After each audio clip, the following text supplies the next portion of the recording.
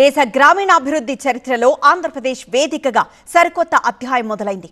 ఉపాధి కల్పన, జీవనోపాధిని మెరుగుపరిచే లక్ష్యంతో కేంద్ర ప్రభుత్వం అత్యంత ప్రతిష్టాత్మకంగా డిజైన్ చేసిన వీబీజీ రామ్జీ పథకం ఏపీలో అట్టహాసంగా ప్రారంభమైంది. తిరుపతి జిల్లా రైల్వే కోడూరులో సీఎం చంద్రబాబు, కేంద్ర మంత్రులు కలిసి ఈ మెగా మిషన్ కు శ్రీకారం చుట్టారు. పలుకుపట్టి, పారెత్తి, కరుపు పనిలో పాల్గొని ఉపాధి కూలీల్లో సరికొత్త ఉత్సాహాన్ని నింపారు.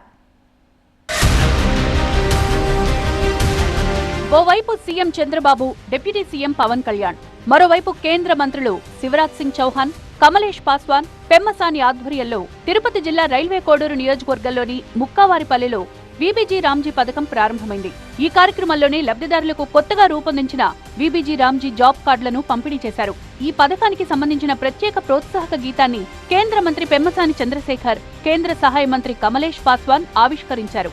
అలాగే వీబీజీ రామ్జీ పథకం సమాచార బుక్లెట్ తో పాటు కంపెండియం ఆఫ్ ఆర్టికల్స్ ను CM Chandrababu, deputy CM Pawan Kalyan విడుదల చేశారు. ఈ మిషన్ ను డిజిటల్ పరంగా మరింత బలోపేతం చేసేందుకు రూపొందించిన Viksit Bharat guarantee for Rozgar Ajeevika mission portal ను కేంద్ర మంత్రి శివరాజ్ సింగ్ చౌహాన్, ముఖ్యమంత్రి చంద్రబాబు నాయుడు కలిసి లాంఛనంగా ప్రారంభించారు. అంతకంటే ముందు చంద్రబాబు, పవన్ కళ్యాణ్ తో కలిసి కేంద్ర మంత్రి శివరాజ్ సింగ్ చౌహాన్ మొక్కలు నాటి పర్యావరణ సందేశాన్నిచ్చారు. అనంతరం గ్రామీణ ప్రాంతాల్లో నీటి నిల్వలను పెంచేందుకు ఉద్దేశించిన మ్యాజిక్ డ్రైన్ల పనితీరు వారు క్షేత్రస్థాయిలో పరిశీలించారు. నీటి సంరక్షణకు సంబంధించి ఏర్పాటు చేసిన ప్రత్యేక ఫోటో గ్యాలరీని వారు సందర్శించారు. గ్రామీణ స్వచ్ఛతను పెంపొందించేందుకు సిద్ధం చేసిన స్వచ్ఛ రథాలను సీఎం చంద్రబాబు, కేంద్ర మంత్రి, డిప్యూటీ సీఎంలు నిశితంగా పరిశీలించి అధికారులకు పలు సూచనలు చేశారు. ఏపీ నుంచే ఈ పథకం ప్రారంభమవడం ఎంతో గర్వంగా ఉందన్నారు సీఎం చంద్రబాబు. గతంలో నేరుగా రాయలసీమ నుంచే ప్రారంభమైందన్న ఆయన కేంద్రం నుంచి 7,700 కోట్లు, రాష్ట్రం నుంచి మరో 4,000 కోట్ల వ్యయంతో ఈ వీబీజీ రామ్జీ కింద పనులు చేపడతామన్నారు చంద్రబాబు. ఒకప్పుడు నరేగా 90-10% ఉండేది. ఇప్పుడు రాష్ట్రాలకు బాధ్యత పెంచడం గాని మనం కూడా 40% వాటా ఇస్తున్నాం. ఇది శుభ పరిణామం.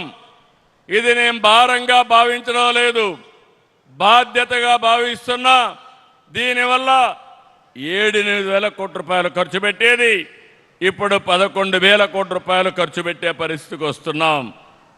మీరు ఒక్క విషయం గుర్తుపెట్టుకోవాలి, గడిచిన ప్రభుత్వంలో నిధులన్నీ దారి మళ్లించారు, గ్రామాల్ని అంధకారంలో నెట్టేశారు.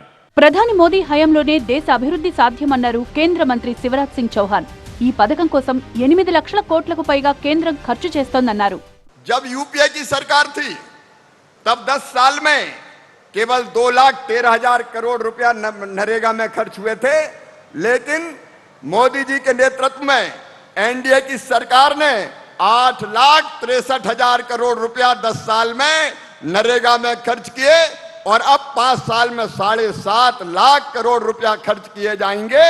ये मजदूरों के कल्याण के प्रति हमारी प्रतिबद्धता है, हमारा कमिटमेंट है. గ్రామాల ఆకాంక్షలు, రైతుల కలలు, యువత ఉపాధి అవకాశాలకు లభించిన నూతన శక్తిగా ఈ రామ్జీ పథకాన్ని అభివర్ణించారు డిప్యూటీ సీఎం పవన్ కళ్యాణ్. రాష్ట్రంలో పారదర్శక పాలన, సమర్థవంతమైన అభివృద్ధిపై కేంద్ర ప్రభుత్వానికి ఉన్న నమ్మకానికి ఈ నిధులే నిదర్శనమన్నారు. స్వయం సమృద్ధ గ్రామాలతో కూడిన వికసిత ఆంధ్రప్రదేశ్ నిర్మాణానికి కూటమి ప్రభుత్వం కట్టుబడి ఉందన్నారు. గ్రామీణ పాలనలో ఆంధ్రప్రదేశ్ ఇప్పటికే దేశానికి ఆదర్శంగా నిలిచింది. రాష్ట్రీయ గ్రామ స్వరాజ్ అభియాన్ కింద 24వ స్థానంలో ఉండేది ఒకప్పుడు వైసీపీ పాలనలో. ఈ రోజున గౌరవ ముఖ్యమంత్రి గారి నేతృత్వంలో, మీ అందరి సహకారంతో, మంత్రివర్గ సహచరుల సహకారంతో, పంచాయతీరాజ్ అధికారుల నిర్దేశకత్వంలో 24వ స్థానం ఉన్న ఆంధ్రప్రదేశ్ ఈ రోజున మొదటి స్థానానికి చేరుకుంది. 2025లో 5 జాతీయ పంచాయతీ అవార్డులు సాధించి దేశంలో 2వ స్థానంలో నిలిచాం. వీబీజీ రామ్జీ పథకంపై ఏపీ వాసుల్లోనూ హర్షం వ్యక్తమవుతోంది. కనీస వేతనం పెంచడంతో పాటు పని దినాలను పెంచడంపై ఆనందంగా ఉన్నారు.